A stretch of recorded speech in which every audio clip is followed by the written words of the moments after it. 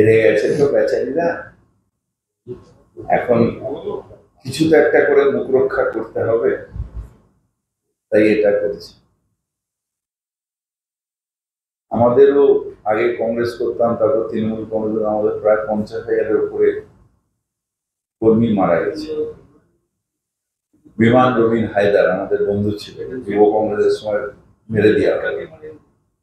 সাইবাড়িতে 3টে ছেলেকে কেটে দিয়ে রক্ত দিয়ে মাকে ভাত খাওয়ানো। কোন কেন্দ্রীয় দল এলো, কোথায় আমাদের শহরে? তখন তো সরকার কংগ্রেসের ছিল, আমরা তো এখানে আছি। এগুলো হচ্ছে মাসেল টুইস্টিং, মানে আমরা আছি দেখানোর জন্য। কিছু হয় না। বাংলায় এখন গণতন্ত্র আছে। দু একটা যেটা ঘটনা ঘটেছে আমি খোঁজ নিয়েছি, সেটা হচ্ছে নিজেদের পার্সোনাল গ্রাজে হয়তো কাকার ছেলের সাথে জ্যাঠার ছেলের গন্ডগোল হচ্ছে, আর এগুলো মিডিয়া হাইপ করছে।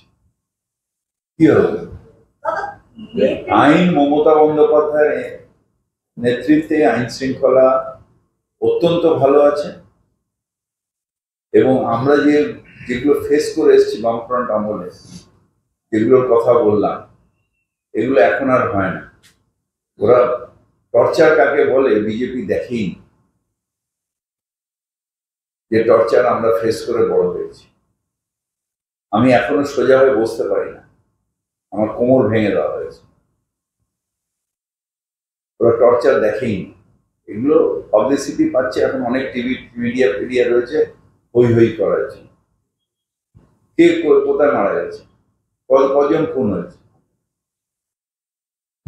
আমাদের সময় খুন করে রাস্তায় ফেলে রেখে দিই, কোনো বিচার পায়নি। এগুলো পাবলিসিটি করার জন্য করছে, করবে।